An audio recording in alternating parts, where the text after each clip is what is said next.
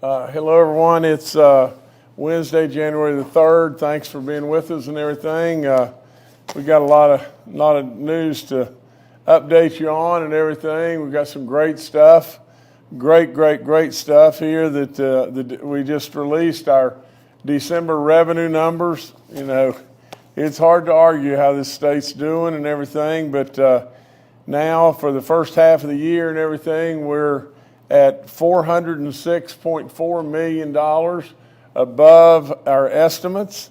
You know, it's an unbelievable number, and we've become almost numb to the fact, you know, that just how these numbers have gone together and everything. I remember like it was yesterday, you know, in the first years and everything. To be perfectly honest, that you know, if we had a number that was, you know, a $20 million number, we were absolutely out of our minds, and we were, you know, really trying to push those numbers and push them in a more and more positive way. But 406.4 million, and that is with an amazing, the largest in the state history tax cut that we delivered to all of our people, well in excess of $750 million on top of this.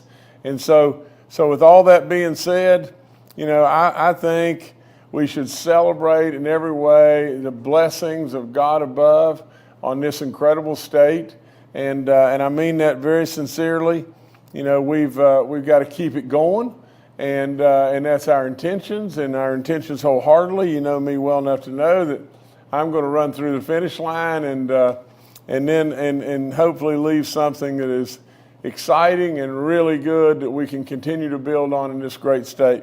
But 406.4 million in above estimate, you know, in the first 6 months, and you know, just a great jump start to 2024 and 2025. You know, coming up in not long. You know, I guess our fiscal year, you know, ends June the 30th. So, with all that being said, good stuff, and thanks so much to all those in our revenue department and everything, and especially thanks to Dave Hardy. You know, we'll miss Dave in many ways. What a job he did and everything, and you know, I'll never ever forget all the times we stood together, and tough times. I'll never forget an April not long ago when COVID had just hit, and we didn't have anywhere to turn. And absolutely things were really tough, and everything. And you know, our President Trump, you know, with no playbook, with us with no playbook. And we had to try to some way figure out what to do. April, in 1 month, I think, and I may miss this just a little bit, but I'm pretty damn good on numbers. But I think in 1 month in April, we lost $188 million. And things absolutely were bleak beyond belief. You know, some way, somehow, we all pulled the rope together. And I give you so much credit and everything, and I thank you. I thank you for absolutely standing arm in arm with me. And we are where we are because we did just that, West Virginia. We stayed together. I've got more exciting news that's going to happen at 4 o'clock today. You know, there's been some leaks on this, and this disappointed me, to tell you the truth, because we pledge our confidentiality. And we pledge our confidentiality in thanks to those that are going to come to West Virginia, give us opportunities, give us jobs, absolutely create a tax base that's so significant, it's unbelievable. And with all that being said, you know, we pledge our confidentiality. So with that, I'm not going to say any more about it, but at 4 o'clock today at the Cultural Center and everything, you're going to see a big time announcement and everything. And like I said, West Virginia just keeps pumping it out and everything, because what has happened is just one thing. We awakened the world.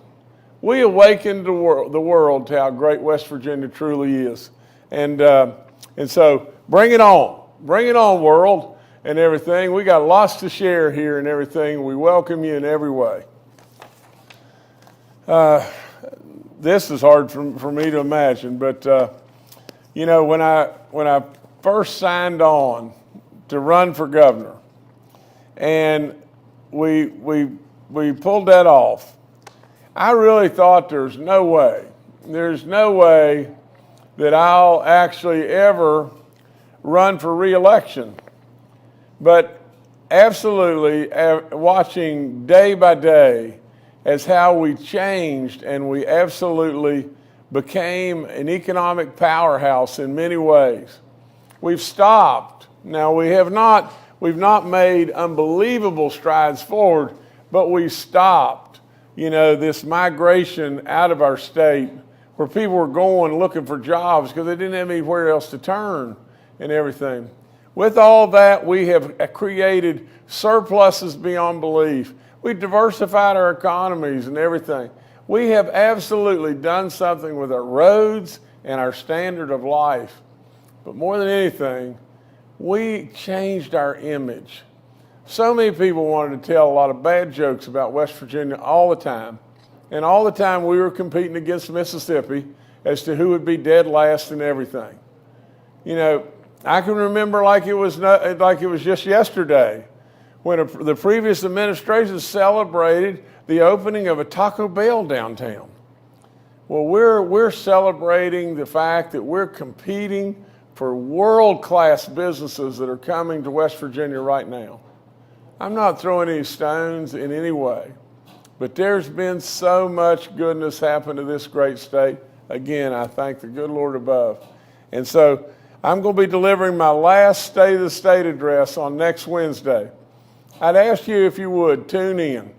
Tune in because there'll be some exciting stuff that we'll talk about in the future. We'll talk about the achievements to where we've gotten to in West Virginia. But absolutely, my feelings are just this. If you love West Virginia a fraction as much as I do, and it's great, great, great people, absolutely, we want to use the goodness that we've been able to build in to absolutely propel us to more and more and more greatness. We don't want this to be, just a few games that we won. We don't want it to be just a few seasons where we had a great big-time winning record, and then we go back to the ways we were, and we have all kinds of troubles and everything. We have minded the store, I say, over and over and over. We have delivered in tax cuts, and we've delivered, from a very conservative mindset. Whether it be, the protection of our guns or standing up for life or all the different things that have happened. Just think, how in the world who would have ever, and if I could just use the slang that we would use from time to time, who would have thunk it that in West Virginia, where we were versus where we are? It's good stuff. So tune in next Wednesday and everything. I hope we'll have some stuff that, will brighten your day and make you feel good about this great state. Carry your head so high it's unbelievable. You deserve it. You deserve it, West Virginia. You're the best. You're the dadgum best in every way in my book. So just keep doing it. Keep it going. We've got virtual job fairs and everything. It's going to be at 3 o'clock today and everything. We've done this, now a few times, but in December, the statewide virtual job fair connected 840 registered job seekers, 840 folks that were looking for a job, with 101 registered employers that were, with over 700 jobs that were available. Let me tell you, just listen to me on this, and this is the neatest thing in the world. We got more jobs than we've got folks that are looking for jobs. But with all that being said, in this situation, we had more jobs than we had folks that were looking for the jobs. So with all that being said, let's just keep it going. I mean, that's really great stuff. And so tune in at 3 o'clock and everything. You may find something to be your dream job that you've been looking for a long time. Last March, I signed into law House Bill 2310, which included the changing of vehicle inspection requirements to be valid for 2 years, not just 1 year. So I'm happy to share that this change began on January 1st, right now. So West Virginia car owners only need their vehicles inspected every 2 years. Remember that. As of January 1, DHHR is now split into 3 different agencies. I congratulate Dr. Sherry Young, who's our Department of Health Secretary, Dr. Cynthia Pursley, and she's the Department of Human Services, and Michael Caruso and everything, he's the Department of Health Facilities. Now it is 3 different secretaries, 3 different departments. With all that being said, we want to welcome the change. We want to hope like crazy that this makes things better. Think about one thing that has been pointed out to me, and it's just this. Do you know that DHHR handles more money? They handle more money than twice the size of the entire budget that we submit every year for the whole state. So there's so much money that's flowing in and out of DHHR, it's unbelievable, and therefore maybe this will just make us better. I know these folks that are heading up as our secretaries are really, really talented. We're really proud to have them, and hopefully everybody will work with them, and sure they'll make some mistakes and everything along the way, but they're going to do great, great, great stuff, and we're really, really, really, really proud, to have these 3 distinct departments that we have now. I've got some birthday wishes. These are folks that have turned 100 years old. First I'd like to congratulate Ann Dunham of Harrison County, who recently celebrated her 104th birthday. That's amazing. And what we want now, we want this. We don't want to stop here. For crying out loud, let's get to 110. That's all there is to it. And the second lady was Antonia Bryant, and she's of Wayne County, who just turned 102. God bless each and every one of you. I'm going to throw you a great big hug, from a big guy and everything, and so happy for you, so happy for you. Please, please, everyone, wish them a happy, happy birthday. Okay, last thing I've got is just the congratulations of our ball teams, and first of all, we've got a women's basketball team with a 12-0 start at WVU. Absolutely great, great, great stuff. And we've got the West Virginia Mountaineers that absolutely put it on North Carolina and put it on them in a big way in the Mayo Bowl. I know our coach got drenched and everything, and so congratulations, Neil Brown. You deserve it, and with all in me, you battled against odds that were pretty doggone tough, and a lot of naysayers that were throwing a lot of rocks and everything, but you showed them your spirit, you showed them your heart and everything, and congratulations, absolutely incredible season, way to go. Last thing, a kid from North Marion, was named by, check this out now, look at this real close, look at that catch. But the North Marion team, this kid right here, and his name is oh gosh, let me see. I know he's Landon Fry, or could be pronounced, I guess, Frey, but check this out. Now, you talk about something spectacular. Every Sunday, we hope that maybe, just maybe, sometime we'll see a catch like this. But Sports Illustrated named this catch the best of any in America. And so, Landon, absolutely, you make us proud. North Marion lost the game 49-48 to Fairmont Senior. What a battle and everything, but way to go, son. And you make us feel better, and you make us better. So congratulations, very deserving. That's all I've got for right now. All right, thanks, Governor. We'll now go to questions from members of the media. The first today from Mark Curtis with Nexstar Media. Good morning, Governor and fellow reporters and staffers. Governor, I know you don't want to drill down into the 4 o'clock announcement too much here, so I'm not going to ask you any specifics about that. I've got plenty of information.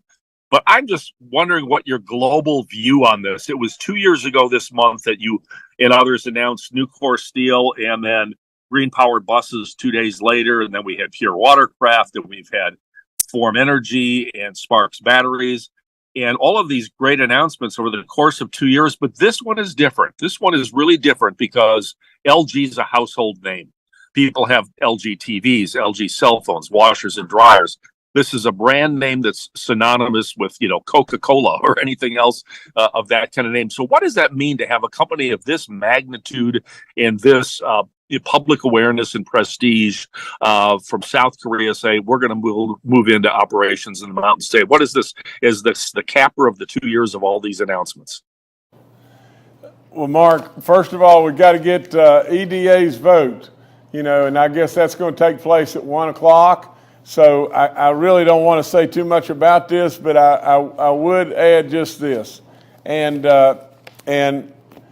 it's validation. That's what we're talking about here. I mean, really and truly, it started with a dream. It started really and truly with us having to believe in ourselves that just maybe,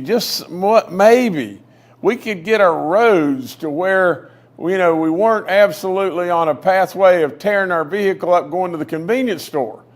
Do you not remember me saying that? And absolutely on top of all that and everything, do you remember the guy that said, close your eyes and just think of a place that abounds in natural resources like crazy, a place that is within a rock's throw of 2/3 of the population of the whole country. A place, absolutely, that has the 4 most beautiful seasons on the planet, and a place that has the greatest people with the greatest work ethic, absolutely faith-based, low crime. Imagine that place. And then open your eyes and know that that place is West Virginia. It's us. It's us. That's why people are coming. They see it now. They see the location. They see the seasons. They see absolutely all the goodness that we have. All the transportation advantages, whether it be rail or river transportation, whether it be absolutely the closeness to the proximity of the population, you can go by truck. Mark, it's absolutely, absolutely validation. Absolutely, we're on our way. So, it's a biggie, but that's about all I can say for right now.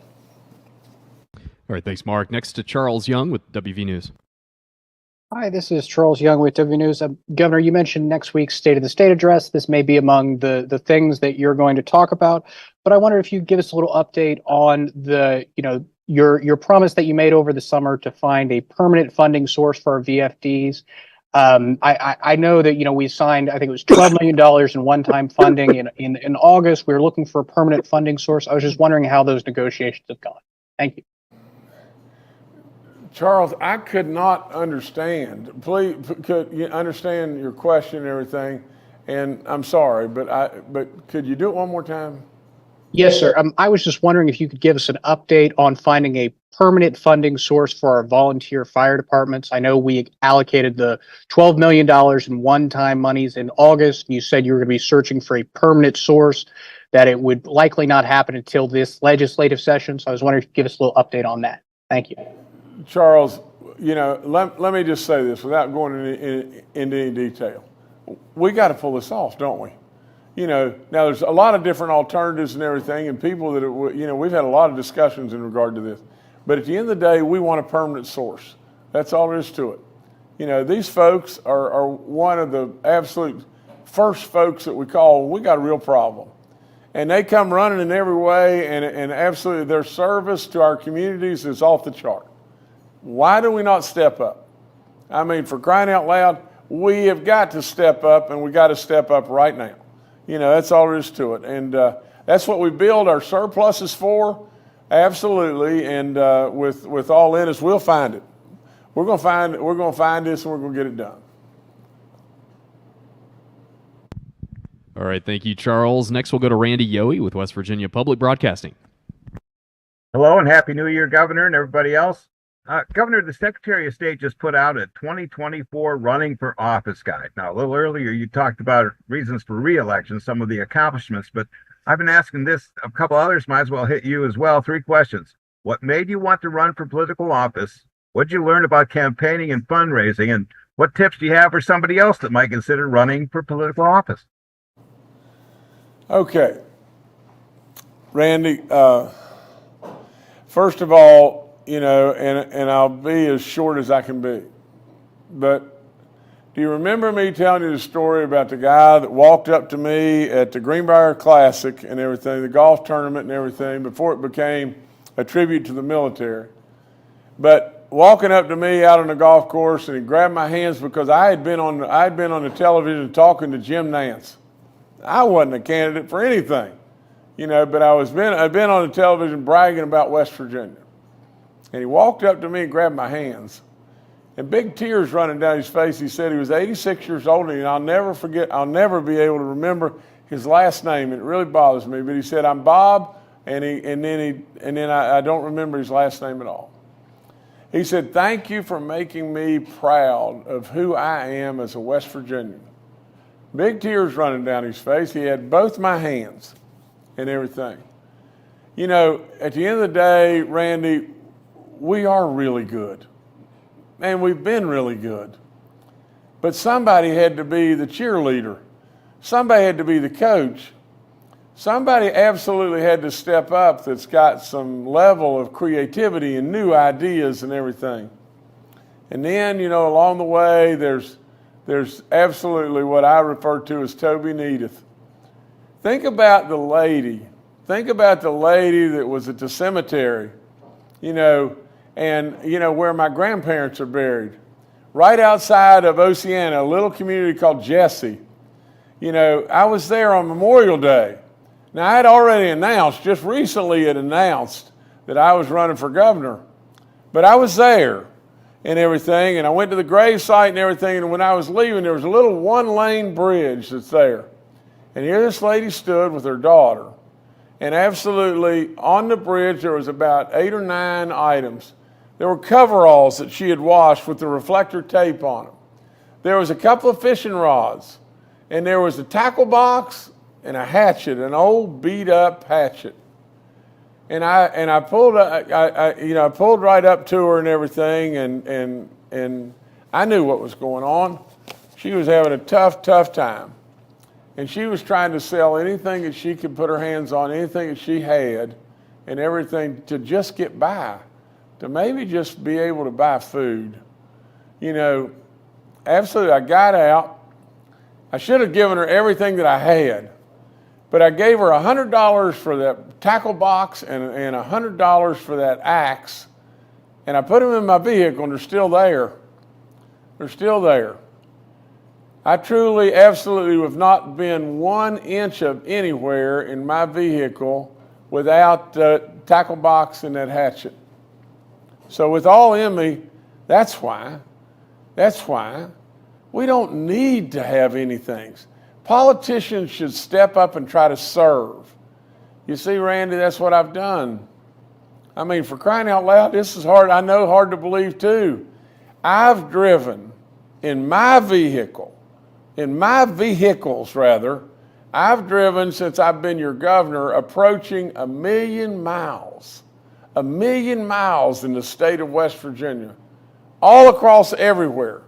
That's what I do. That's what I do. Because absolutely, we're worth it. We're worth it. I don't want anything. I've never wanted anything. I would tell politicians everywhere, or people, if you're seeking or thinking about, running for public office, I would say first and foremost, search your heart. It's not going to be easy, and you're going to catch a lot of stones. But really and truly, if you believe, as I believe, that we're worth it, and I truly believe that with all my heart, then I would say do it and don't ask anything for yourself. Step up. For God's sakes, a living, that's what our forefathers did long ago. Many of them lost everything they had to create this incredible nation. They stepped up. They stepped up.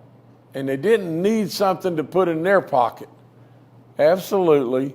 You know, there's a real reason to serve and to take public office.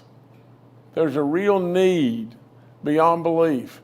But absolutely, we have too many people today that want something for them. You see, all I want is goodness for Toby and Edith. All I want is for that lady to absolutely be able to get around on a road that's not beat all to pieces. I absolutely want job opportunities for that little, the little kid that the lady was with, and her too.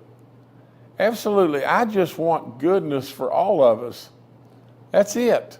And if you think that way, you will do a whale of a job. And if you don't think that way, then you'll do crappy work in my book. So, and nevertheless, that's what I would tell any and everybody. And the last thing I would say is talk to the people. I mean, don't sit down here in Charleston. Absolutely, get out and talk to the people. You'll be amazed. You'll be amazed how much they know. And you'll be amazed a lot of times how in the dark we are in Charleston. Get out and talk to the full people. Sit on a stool and answer their questions. Absolutely. Sometimes it's going to be tough. But absolutely, the people will appreciate you and embrace you in every way if you'll tell them the truth and you'll talk to them. It's a great, opportunity and profession, but it's gotten rotten in a lot of ways. So that would be my advice, Randy. Sorry for the long talk. All right, thanks, Randy. Next to Brad McElhenney with West Virginia Metro News. Hi, Governor. Life's good. Governor, do you have an impression of whether overcrowding remains a persistent problem in West Virginia's jails? If they remain overcrowded, is there an executive action you could take or a bill you could send up to alleviate overcrowded conditions? Thank you. Brad, here's what I would say. First and foremost, I'm not the expert. In my heart, I believe that what we've done, and it's been done, through the decades. West Virginia stayed broke. I mean, that's all there is to it. And, through being broke, we had to just cut, and with no imagination, what people did was say, well, we just got to cut and cut and cut and cut more. Well, every time we cut and cut more, what happened? People left the state. And the more they left the state, the more we drug the hole right with us. With all that being said, where's the likely place that we would either not fund or cut? Could very well be corrections. And with all that being said, I think, and I'll do this next time around, I think it's a great question. I'll bring Billy out and everything. Billy can go over the stuff with you and everything, and in a more intelligent way than I can. And